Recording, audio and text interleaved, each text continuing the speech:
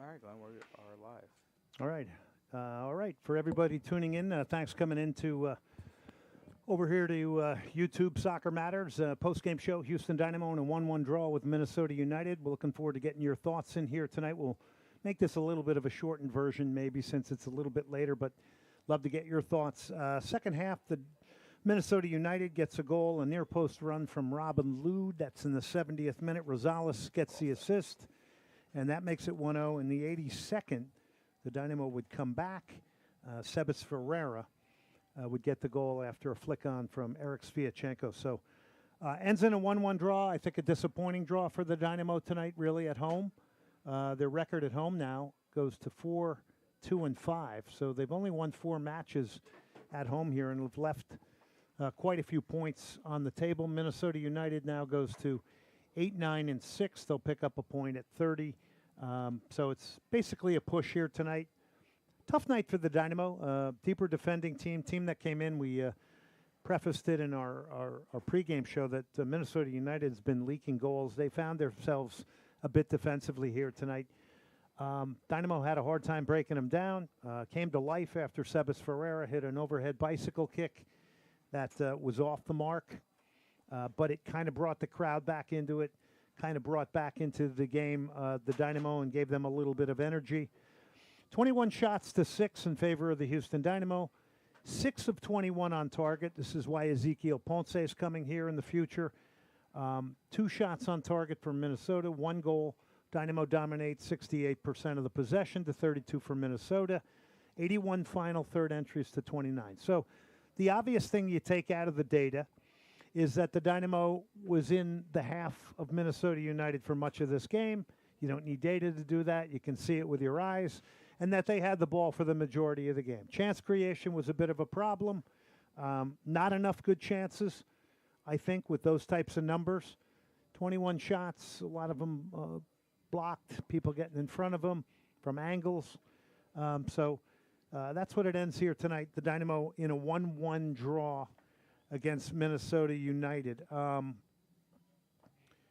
know, if you're Minnesota United, you're coming in here and you're going to go away here tonight just going, hey, Cavalier spirit, we got to draw 1-1, and that's it. So there you go. That's the final score here tonight. Not really a whole lot to say. Would love to hear from you guys. I thought the tempo of the Dynamo game tonight was at times a bit slow. Didn't seem the ball was moving off people's feet quick enough. Feet. That's a great command of the English language there.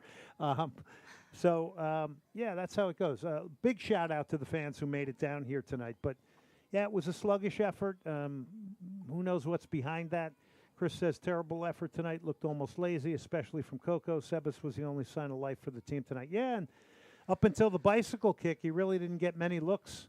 Didn't get a replay at the stadium. What did this fantastic ref say was a reason for calling back the goal? Slightest of offsides, guys. Slightest. We saw it on the replay. I mean, if we're talking clear and obvious, to me it wasn't.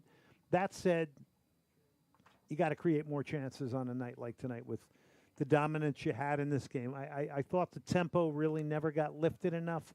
I also thought the Dynamo, there were a couple of moments where really they had Minnesota United committed forward and out of their block, and they could have taken off and went. They've got it into midfield, and they turn around, they pass it back, and they allowed Minnesota United to get back behind the ball. So I don't think there was enough Cavalier spirit in getting the goal on a few of those occasions. That's just my judgment on it. So there you go. I think this is a tough one tonight. Do you see this as a loss tonight for the Houston Dynamo in the big scheme of things? I think anytime you have a team like Minnesota who comes in here losing their last 6 matches and you only draw to them at home, it's an issue. I mean, we've been drawing matches that we need to win so far all season. What did you say? We only have 4 wins at home? No, we have 4 wins, yeah. That's all. Chris says helping opposing teams find their form at home. Well, historically, Minnesota has gotten results here against the Dynamo. I mean, we said that before. This did not feel like a comfortable game to me. I didn't care that they were giving up a lot of goals. This was going to be a tough game. I think everybody kind of knew that. Chris says, yes, feels like a loss. We're a point above 9th. Yeah. I don't know what Austin FC is doing tonight. Maybe you can look that score up because that will be one to keep an eye on here. I mean, in MLS, you can't continue to drop points at home off draws and still expect to make the playoffs. Yeah, 62% of your teams win or make the playoffs, but yeah, you're in and around it. You got a DP striker coming in. That's the modus operandi in MLS. That's the way it works. Nobody panics too much. Austin's got a new striker coming in Bukhari. We have a new striker coming in Ponce, and there's a lot of stock being put into those players, helping to change the complexion of your team and score big goals and win you games. Your Austin update, they lost 1-0 at home to Seattle. So when we played Seattle a couple weeks ago, and they came back in a 2-2 draw, Seattle was really struggling. They're one of the hottest teams in MLS right now. So they walk into Austin, they help out the Dynamo, and get a 1-0 victory in that one. What else you got out there, guys? You want to blow through these real quick? Yeah, blow through them. All right, Montreal taking Atlanta 1-0 in Montreal. DC United winners 2-1 over Nashville. Cincinnati losers at home, the Charlotte FC 3-1. New England 3-1 losers to Orlando at home. A lot of home losses today. Toronto beating Philadelphia Union 2-1. Chicago NYCFC played a 0-0 draw. Dallas winners 2-1 or 2-0 over LA Galaxy. St. Louis losing. Did you say FC Dallas beat LA 2-0? Yes. Wow. Yes. St. Louis City losing at home 4-1 to Vancouver. Had the coaching change. Bradley Cornell out there. Colorado and Red Bulls, that's about to go final. It's 1-1 in the 90th. Portland up 1-0 over RSL in the 48th minute in Portland. LAFC is losing 1-0 at home to Columbus. That's at halftime, and San Jose SKC are 0-0 at halftime. All right, Chris is bringing the humor. Holland could play for this team. We still struggle to pass to him. Vincent says, are we going to make the playoffs? Yeah, I think a lot of that has to do I do think the Dynamo will make the playoffs. I think two very obvious things, Vincent, to me is Hector Herrera's got to lead this team. It's a different team when he is hitting all cylinders. He was very active tonight. I don't know if the tempo of the game got picked up enough. Dynamo looked a little bit fatigued in the second half. So, you know, I think they're looking to really get a boost off some new signings here, and I think Ezequiel Ponce has got to bring a new energy. How do you think we'll win? Do you think we'll win in the Leagues Cup? You got Atlas from Mexico, and you got you also got RSL, so you got some good opponents right there, and that'll maybe be a tournament where the Dynamo are trying to get Ponce into the game model of this team. Did anyone look good to you guys tonight? I thought Eric Sviatchenko played a solid game. You know, when you're not creating chances and finishing things, it's hard to say.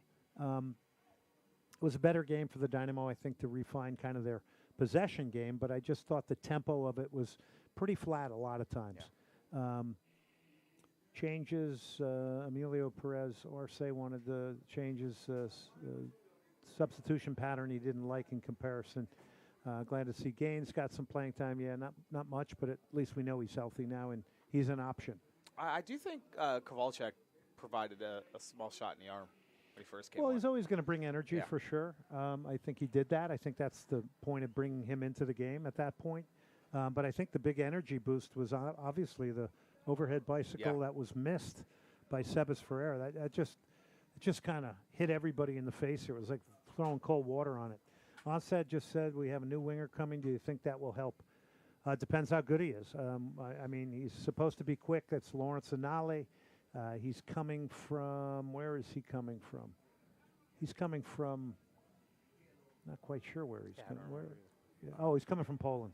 Sorry about that. He's coming from Poland.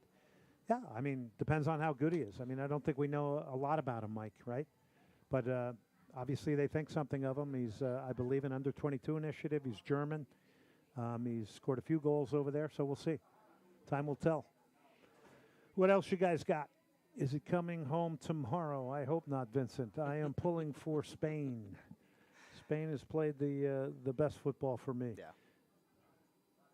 Speedy kid. Well, that's what everybody's saying. That seems to be the book on him. Speedy's good as long as you're a good footballer.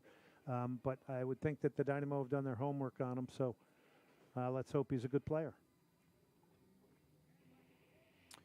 All right, guys. I think we're going to cut it short tonight. Yeah. Not a whole lot more to say on this one. Thanks for everybody that tuned in. Have a great rest of the weekend. I hope you guys enjoy the Euro 2024 final and the Copa America final. Remember, Soccer Matters is Monday, 6 o'clock Central Time. Colombia, Argentina. Mike, I'm pulling for Colombia in this one, despite the fact that Argentina's had an easier path to the final. All right, thanks everybody for tuning in post-game tonight. Good night. Have a great Sunday.